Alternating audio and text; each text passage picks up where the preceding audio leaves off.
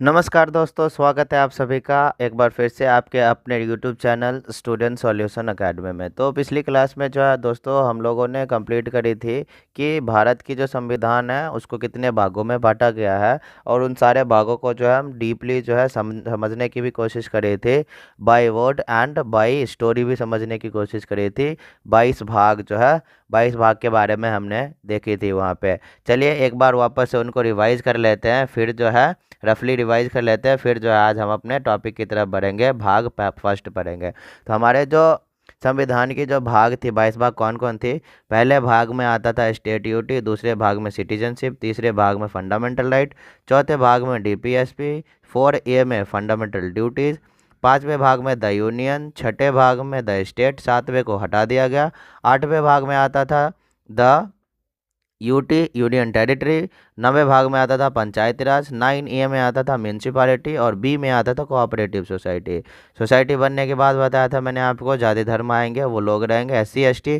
फिर हो गया संबंध बनेंगे सेंटर एंड स्टेट रिलेशनशिप, फिर फाइनेंस हो गया, फिर बिजनेस हो गया, और 14वें भाग में आएगा सिविल सर्विस। 14A में प्रधानी की चुनाव लड़ेगा, ट्रिब्यूनल, प्राधिकरण, और जो है 15वें भाग में इलेक्शन चुनाव लड़ा, और 16वें भाग में स्पेशल प्रोविज़न, 17वें भाग में ऑफिशियल लैंग्वेज, 18वें भाग में इमरजेंसी, 19वें भाग में जो है स्कैटरिंग आई थी, और 20वें भाग में अमेंडमेंट सुधार करी गई थी, चेंजेस करी गई थी, और 21वें भाग में टेम्पररी प्रोविज़न, टेम्पररी बेसिस पे कोई चीज़ें इन्फोर्स करी जाएगी, और 22वें भाग में टेक्स्ट नेम आया था। ठीक है, तो ये थी अपनी 22 की 22 भाग अपने भारत के संविधान में। तो ये रही अपनी दोस्तों 22 की 22 भाग। आज जो हमारी टॉपिक रहने वाली है, आज हमारी टॉपिक रहने वाली है अपनी पहली भाग। कौन सी आज हमारी टॉपिक कौन सी रहेगी, तो अपनी जो भारत के संविधान का जो पहला भाग है, भाग A, the state and union territory. क्या? The state and union territory भाग पहला जो अपना, इस पे जो है आज हम चर्चा करेंगे, इस पे बातें करेंगे। तो फर्स्ट अपनी भाग क्या है, तो फर्स्ट पार्ट है अपना संविधान की the state and union territory part 1। Heading डाल लेंगे part 1, state and union territory, state and union territories. तो हम जो है इसके बारे में आज पढ़ेंगे, स्टेट एंड यूनियन टेरिटरीज में। यह भाग ए में आता है। इसमें जो है आर्टिकल की बात करें तो आर्टिकल 1 से 4 तक आते हैं। कितने? आर्टिकल 1 to 4 तक जो है भाग 1 में आता है। किस में आता है? आर्टिकल 1 to 4 तक भाग 1 में आता है। ठीक है, तो चलिए आइए शुरू करते हैं अपनी आज की आर्टिकल से क्लास। पहला article, first article, article number 1, पहला अनुच्छेद। पहला अनुच्छेद हमें क्या कहता है, तो पहला अनुच्छेद हमें कहता है किसके बारे में? भारत के बारे में।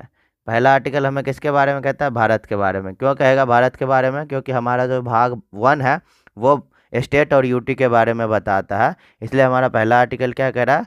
अपना भारत के बारे में। और ये संविधान भी किसका है? भारत का। ठीक है, पहला आर्टिकल हमें क्या कह रहा है? India that is Bharat shall be the union of state. क्या? India that is Bharat shall be the union of state. मतलब क्या हिंदी हुआ इसका, कि इंडिया जो कि भारत है वो राज्यों के संघ होगा, राज्यों का संघ होगा। India, India that is Bharat, India that is Bharat shall be the union of state, India that is Bharat shall be the union of state.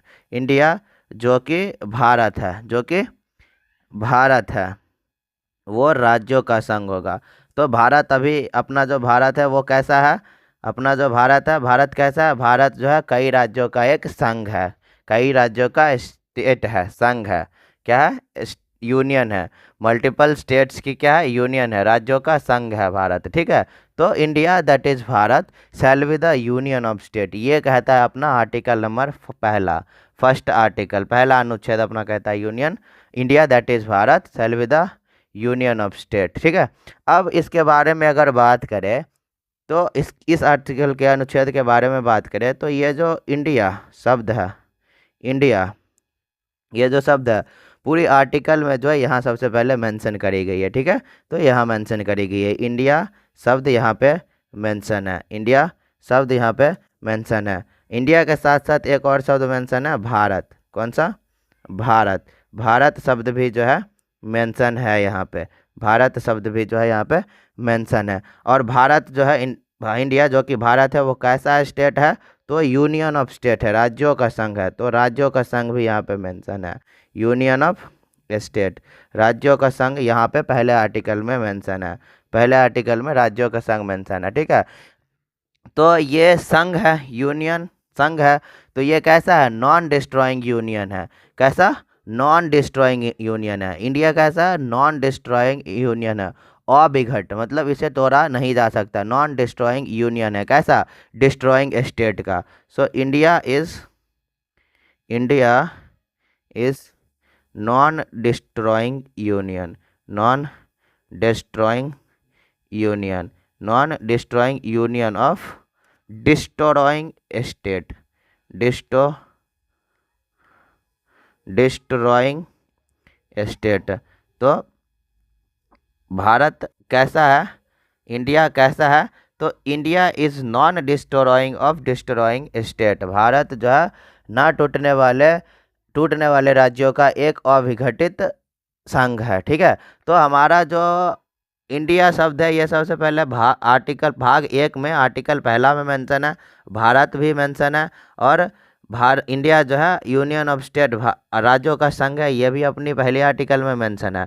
तो ये 3 चीज़ें हो गई अपनी इम्पोर्टेंट। अभी हाल फिलहाल में एक डिबेट हुआ था, अपनी जो प्रेसिडेंट थे, इनिशियली पहले जो कोई लेटर या खत जाती थी, संदेश जाता था किसी के पास या इनविटेशन, तो पहले लिखा जाता था प्रेसिडेंट ऑफ इंडिया। पहले क्या लिखा जाता था? President of India, president of India. अभी कुछ टाइम पहले जो उन्होंने एक लेटर भेजी, इनविटेशन भेजे, तो वो उन्होंने लिखा president of Bharat, president of Bharat. तो ये जो भारत है, हम भारत लिख सकते हैं। क्यों लिख सकते हैं? तो हमारा जो भारत है ये अपने संविधान में मेंशन है, India that is Bharat, India जो कि भारत है, तो हम भारत लिख सकते हैं। ठीक है, चीज़ें इतनी हुई क्लियर, तो उन्होंने प्रेसिडेंट ऑफ इंडिया लिखी। समझ में आया? समझ में आ रहा है सभी लोगों को? तो चलिए इससे आगे बढ़ती। ये हुई अपनी पहली आर्टिकल। पहली आर्टिकल क्या कहता है? India that is Bharat shall be the union of state. India और भारत के बारे में यहीं पे सबसे पहले मेंशन किया गया है।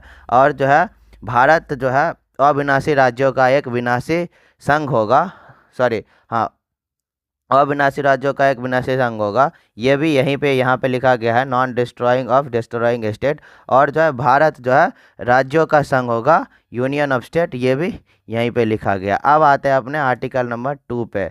अब आर्टिकल नंबर 2 पे तो बात करेगा आर्टिकल नंबर 2 की। तो सेकेंड आर्टिकल अपना क्या कहता है? सेकेंड आर्टिकल दूसरा अनुच्छेद क्या कहता है? कि admission of new state, admission of new state, admission of new state पर कैसा, मतलब क्या कहना चाह रहा है? नए राज्यों का निर्माण के बारे में, नए राज्यों का एडमिशन के बारे में बता रहा है। अभी एडमिशन क्या होता है? एडमिशन तब होता है ना, जैसे स्कूल में एडमिशन लेते हो, तो आप क्या उसी स्कूल के बच्चे हो जो आप उस स्कूल में एडमिशन लोगे? नहीं ना, किसी दूसरे स्कूल से दूसरे स्कूल जाते हैं तब एडमिशन लेते हैं। तो आउटसाइड ऑफ इंडियन टेरिटरी, दूसरा आर्टिकल जो एडमिशन ऑफ स्टेट है ये आउटसाइड ऑफ इंडियन टेरिटरी आएगी, आउटसाइड ऑफ इंडियन टेरिटरी। ठीक है, outside of Indian territory, outside of Indian territory, Bharat की क्षेत्र के बाहर से, भारत की जो क्षेत्र है उससे बाहर जो है राज्य या स्टेट या जो भी है, उसको अगर भारत में शामिल करने हैं, भारत के क्षेत्र में शामिल करने हैं, तो वो हम करेंगे आर्टिकल नंबर 2 के तहत, अनुच्छेद नंबर 2 के तहत करेंगे वो काम। ठीक है, एडमिशन ऑफ न्यू स्टेट। अब इसके बारे में अगर हम थोड़ी सी चीज़ें डिटेल में पढ़ ले, तो क्या होता है कि formation of new state from any other state, अभी बताया ना कि आउटसाइड ऑफ इंडियन टेरिटरी, ये जो नया राज्य बनेगा, form admission of new state, नया जो राज्य शामिल होगा वो कहाँ का होना चाहिए? वो जो है भारत के बाहर का होना चाहिए। तो बेसिकली भारत के बाहर का भी है और भारत में शामिल हुआ है, भारत में शामिल हुआ है, तो भारत में तो नया राज्य बना, भारत में तो नया राज्य बना, तो formation of new state, formation of new state, नया राज्य बनेगा। ठीक है, क्या बनेगा? नया राज्य बनेगा, फॉर्मेशन ऑफ न्यू स्टेट, नया राज्य बनेगा from from any other state, from any other state, किसी और राज्य से जो है एक नए राज्य का निर्माण होगा, पर ये जो राज्य होना चाहिए ये भारत के बाहर का क्षेत्र होना चाहिए। फॉर एग्जाम्पल, अगर उदाहरण के तौर पे समझे तो अपना आता है सिक्किम। आप पूछो सिक्किम हमने क्यों एग्जाम्पल में ली सिक्किम, तो सिक्किम हमने एग्जाम्पल में इसलिए लिया क्यों जो पहले जो है ना सिक्किम, पहले जो है सिक्किम नामग्याल वंश के कंट्रोल में था। किसके कंट्रोल में था? Was under control of Namgyal dynasty, was under control of Namgyal dynasty, नाम कंट्रोल ऑफ नामग्याल डायनेस्टी। तो नामग्याल वंश के जो है शासन में था, नामग्याल वंश के अधिकार में था, तो ये भारत के अंदर नहीं आते थे, भारत के अंदर नहीं आती थी। पर प्रधानमंत्री इंदिरा गांधी जी ने जो है ये अनाउंसमेंट करी और 22वां स्टेट इसे घोषित किया। कब? तो 36वां संविधान संशोधन करके 1975 में, 36वां संविधान संशोधन करके 1975 में 16 मई को जो है इंदिरा गांधी जी ने सिक्किम को भारत का 22वां राज्य घोषित किया। इससे पहले जो है भारत का ये राज्य बनने से पहले, ये जो सिक्किम है भारत का राज्य बनने से पहले नामग्याल डायनेस्टी के कंट्रोल में आता था, भारत के क्षेत्र के बाहर था। ठीक है, अब जो ये सिक्किम 1975 के बाद जो है भारत का राज्य बन गया। और ये कितने नंबर का राज्य है? तो ये है 22वें नंबर का राज्य। किसने बनाया? तो इंदिरा गांधी जी ने बनवाया था। और ये जो सिक्किम है ना, इसके बारे में एक चीज़ और भी है, ये पूछा जाता है कि पूर्वी राज्य में जो 7 बहन है, 7 सिस्टर स्टेट है, उसका इसे ब्रदर भी कहा जाता है, भाई राज्य भी कहा जाता है। 7 सिस्टर स्टेट जो है पूर्व की तरफ, भारत में ईस्टर्न साइड। तो आगे लिखेंगे कि Sikkim was under control of Namgyal dynasty. किसने बनाया था? तो पीएम इंदिरा गांधी, प्रधानमंत्री इंदिरा गांधी ने अनाउंसमेंट करे थे। इंदिरा गांधी अनाउंसमेंट करी, अनाउंस्ड सिक्किम, क्या? Sikkim as 22nd state of India, Bharat के 22वें राज्य के तौर पे जो है सिक्किम को भारत की क्षेत्र में शामिल किया गया। बाय कौन से संविधान संशोधन? तो 36वां संविधान संशोधन, बाय 36th कॉन्स्टिट्यूशनल अमेंडमेंट। कब हुआ था?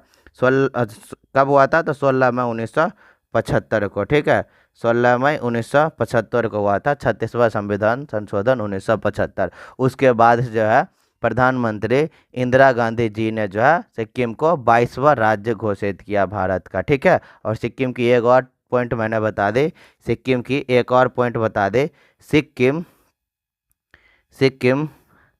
Also known as brother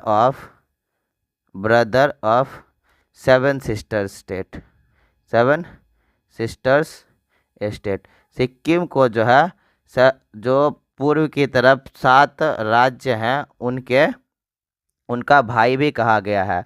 Sikkim को जो पूर्व में 7 राज्य हैं उनका भाई कहा गया। इसे नोट में लिख लेंगे, ये संविधान में नहीं लिखा हुआ, हमने आपको एडिशनल पॉइंट बताई। ठीक है, ये नोट में लिखेंगे, सब लोग नोट में लिखेंगे, नोट में। इसको मैं हाईलाइट भी कर दे रहा हूँ ताकि मिसअंडरस्टैंडिंग ना हो। ओके, मिसअंडरस्टैंडिंग ना हो। ये हो गई। चलिए आगे बढ़ते हैं इसमें आगे। तो अपना आगे का टॉपिक और आगे का आर्टिकल कौन सा है? आगे का आर्टिकल है अपना आर्टिकल नंबर 3, अनुच्छेद नंबर 3। अनुच्छेद नंबर 3 भी आपको राज्य बनाने की बात करेगा, फॉर्मेशन ऑफ न्यू स्टेट, पर कहाँ? With in Indian territory. Article number 2 कहता था कि admission of new state but outside of Indian territory. और आर्टिकल नंबर जो 3 कहेगा आपको राज्य ही बनाएगा, फॉर्मेशन ऑफ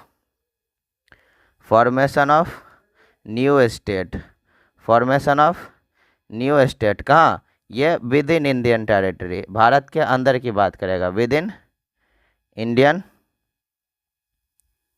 टेरिटरी, भारत के अंदर की बात करेगा, भारत के अंदर। ठीक है, ये जो राज्य बनाएगा कैसा होगा? वो भारत के अंदर वाले क्षेत्र से राज्य बनाएगा। तो ये भाग आर्टिकल नंबर जो है आर्टिकल नंबर जो है 3 में कहा गया है। और आर्टिकल नंबर 2 में क्या कहा गया है? तो आर्टिकल नंबर 2 में कहा गया था कि वहाँ पे भी नए राज्यों का एडमिशन होगा, जुड़ेगा नया राज्य भारत के क्षेत्र में, पर वो जो राज्य होगा पहले वो भारत से बाहर वाला राज्य होगा, भारत के कंट्रोल में नहीं होगा।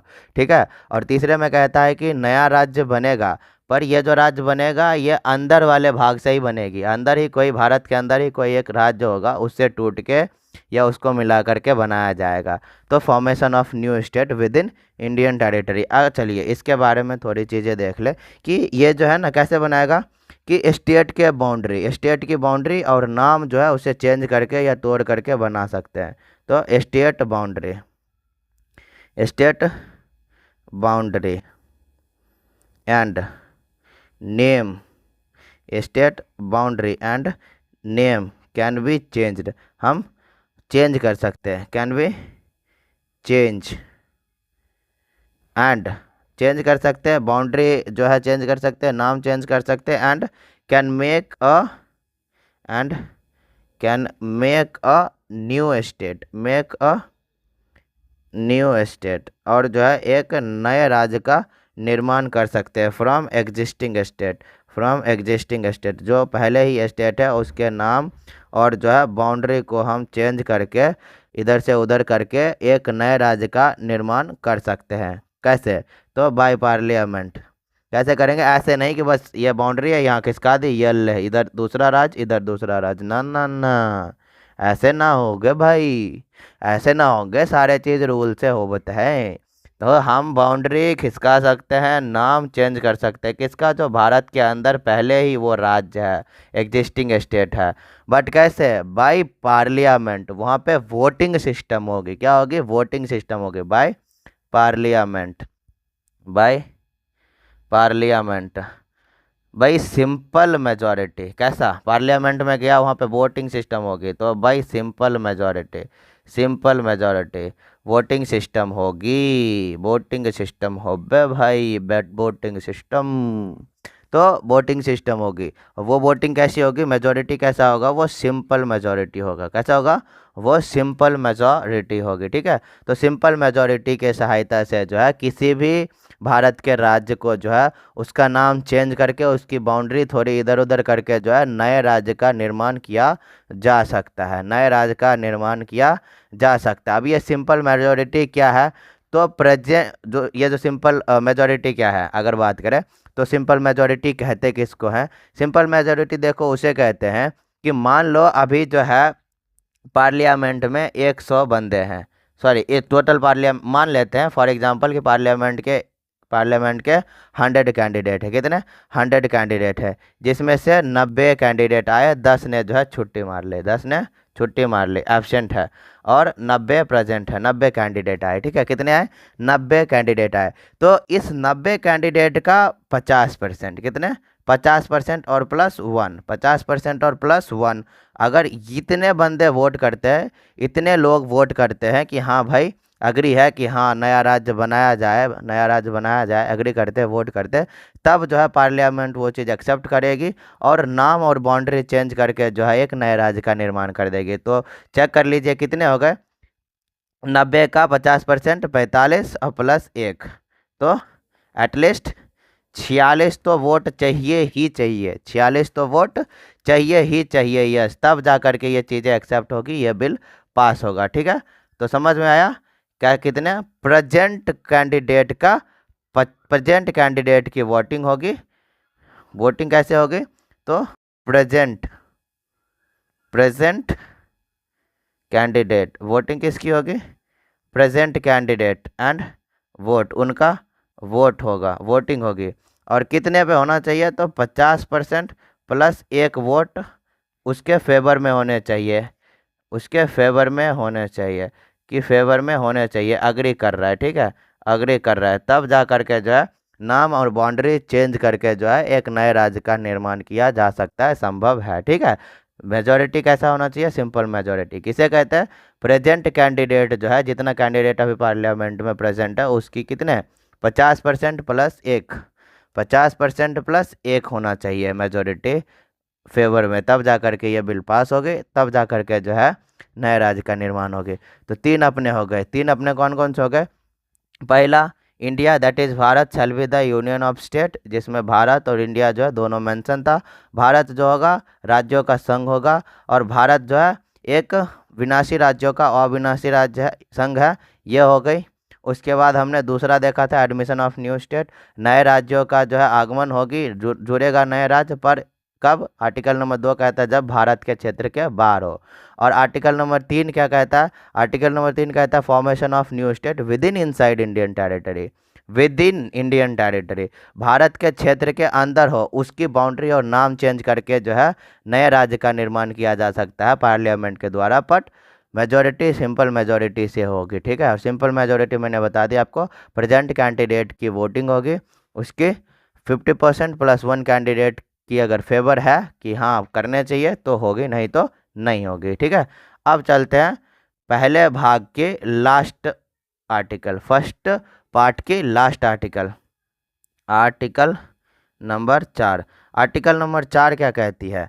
आर्टिकल नंबर 4 क्या कहती है? तो आर्टिकल नंबर 4 कहती है कि अपनी जो संविधान है, कॉन्स्टिट्यूशनल, अपनी कॉन्स्टिट्यूशन, अपनी जो संविधान है, तो the constitution amendment process under article number 368 will not be applicable for the changes in article number 2 and 3।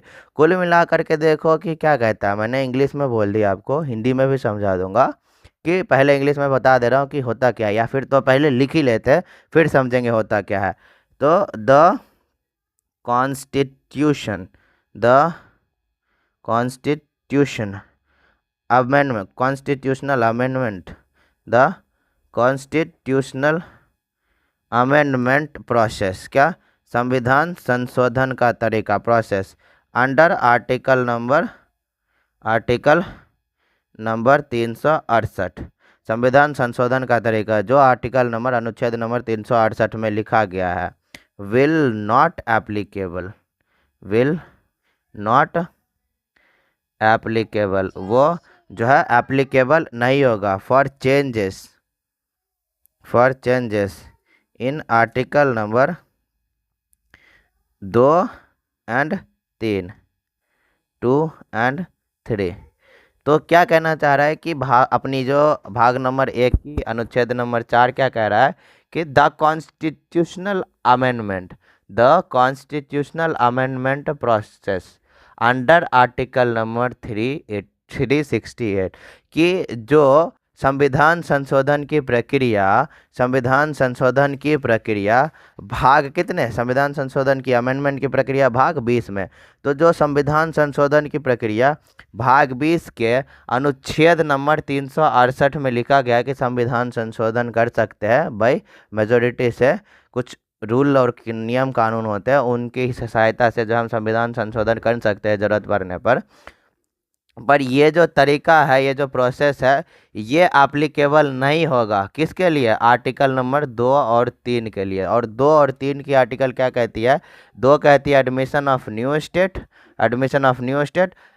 कब? जब भारत के बाहर का क्षेत्र हो, और 3 कहता है formation of new state with in India. तो इस दोनों अनुच्छेद के लिए यह जो संविधान संशोधन का तरीका अनुच्छेद नंबर 368 में दिया गया है, प्रोसीजर इसकी, ये अनुच्छेद नंबर 368 इन दोनों अनुच्छेद पे एप्लीकेबल नहीं होगा किसी भी हालत में। ठीक है, किसी भी हालत में नहीं होगा, किसी भी हालत में ये चीज़ यहाँ पे नहीं होगी। अच्छा, एक चीज़ अभी हम समझ लेते हैं, एक होता है गण पूर्ति।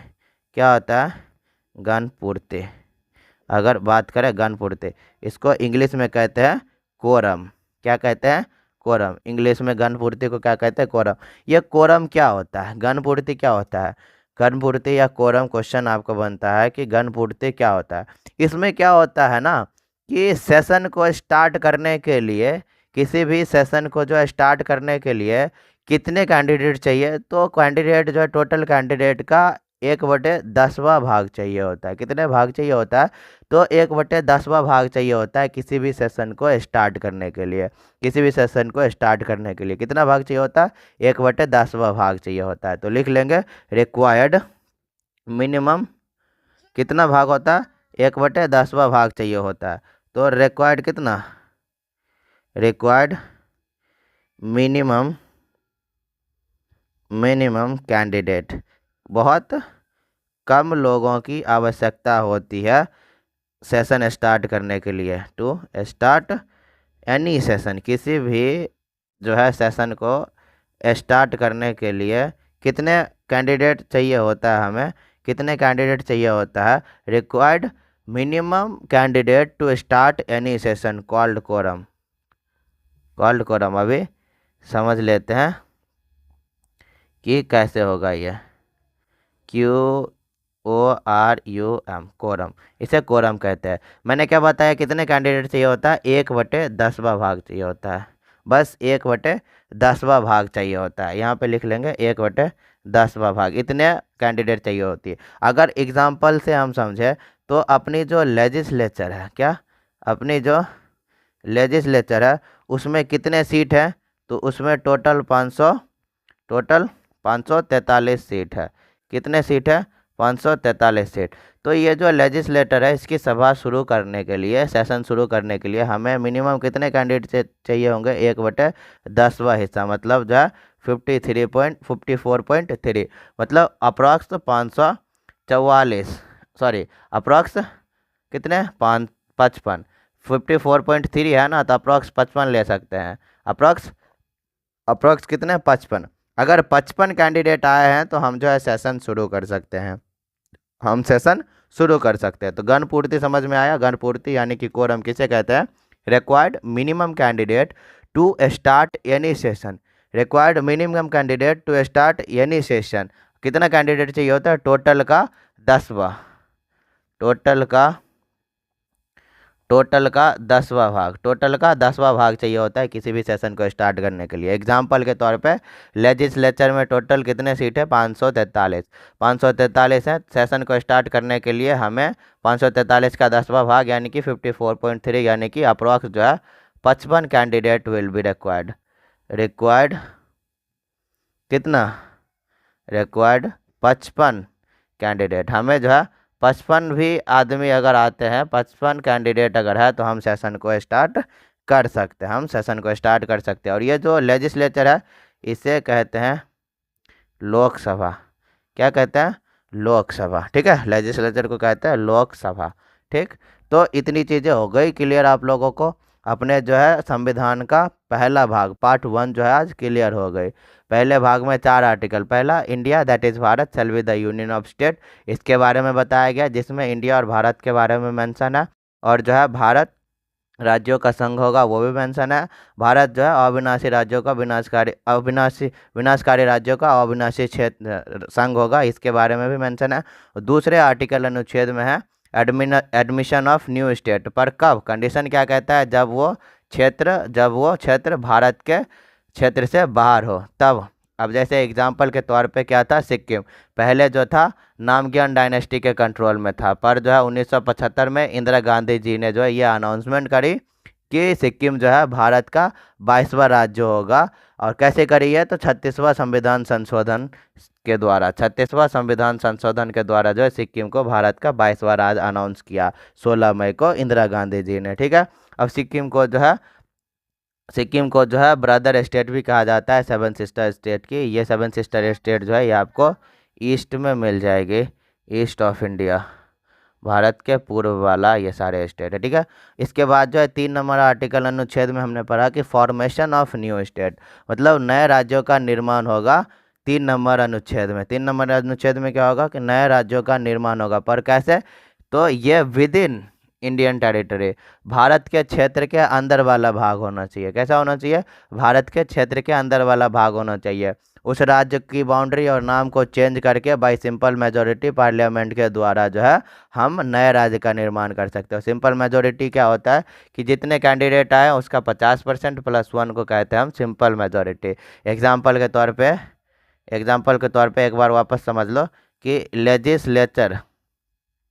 लेजिस्लेचर अगर ले तो इसमें टोटल 543 सीट्स है, ठीक है। 543 सीट्स है। अगर मान लेते हैं एब्सेंट 43 एब्सेंट है, प्रेजेंट कितने हैं?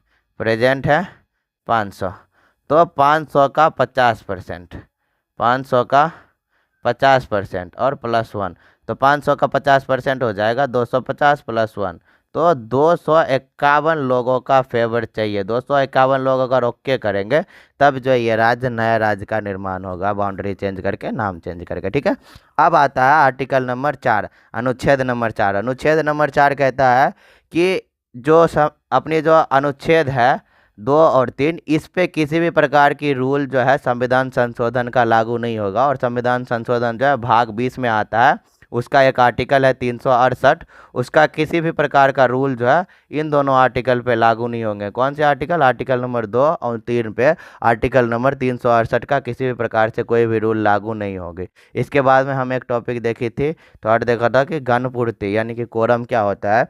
तो कोरम जो है एक ऐसा शब्द है जिसमें समझाया गया है हमें कि किसी भी सेशन को जो है स्टार्ट करने के लिए हमें मिनिमम कैंडिडेट की रिक्वायरमेंट होती है। जो ये रिक्वायरमेंट है, टोटल जो कैंडिडेट है, ये रिक्वायरमेंट कैसा है, तो टोटल जो कैंडिडेट है अगर उसका 1/10वां भाग भी उपस्थित है, 1/10वां भाग भी उपस्थित है, तो हम सेशन को स्टार्ट कर सकते हैं। एग्जाम्पल के लिए जैसे लोकसभा में कितने 543 टोटल सीट है, 543 सीट का 1/10वां भाग यानी कि 54.3, अप्रॉक्स 55 कैंडिडेट भी अगर आता है तो सेशन जो हम स्टार्ट कर देंगे। Required this number of candidate to start session. अगर इतना कैंडिडेट भी प्रेजेंट है तो हम जो है सेशन स्टार्ट कर देंगे। तो इतनी चीज़ें समझ में आ गई आप लोगों को। अपनी हो गई पहली भाग क्लियर, पहली भाग हो गई क्लियर। ठीक है, पहली भाग हो गई क्लियर। तो आज बस इतने ही रखेंगे पहले भाग में ही। कल की क्लास में जो हम पार्ट नंबर 2 जो सिटीजनशिप है वो उससे अगले क्लास में पढ़ेंगे। कल की क्लास में प्रेजेंटली भारत, वर्तमान में भारत क्या है, कैसे है, इसके बारे में हम पढ़ेंगे कल की क्लास में। आज अपनी पार्ट 1 हो गई कंप्लीट संविधान का। ठीक है, पिछले क्लास में हमने जो संविधान के भाग के बारे में डिस्कशन करी थी, संविधान के भाग के बारे में पिछले क्लास में डिस्कशन करी थी। आज हमने इंडियन कॉन्स्टिट्यूशन की पहला भाग स्टेट एंड यूनियन टेरिटरी, इसको कंप्लीट कर लिया। कल की क्लास में जो हम कंप्लीट करेंगे, कल की क्लास में देखेंगे कि प्रेजेंटली भारत, वर्तमान में भारत कैसा है। उसके बाद देखेंगे सिटीजनशिप जो कि भाग 2 की चीज़ें हैं। तो चलिए आज के लिए बस इतना ही, मिलते हैं अगले क्लास में। तब तक बने रहिए हमारे साथ, हमारे एक छोटी सी फैमिली के साथ। बाकी वीडियो अगर पसंद आए तो वीडियो को लाइक करके चैनल को जो है ज़रूर से सब्सक्राइब कर दीजिएगा। और आपको किसी भी प्रकार से कोई भी डाउट हो तो आप अपना डाउट जो है कमेंट में ज़रूर से ज़रूर पिन करिएगा, आपको जो है उसकी सॉल्यूशन डेफिनेटली मिलेगी। मिलते हैं अपने अगले क्लास में, तब तक के लिए bye bye, take care, thank you दोस्तों।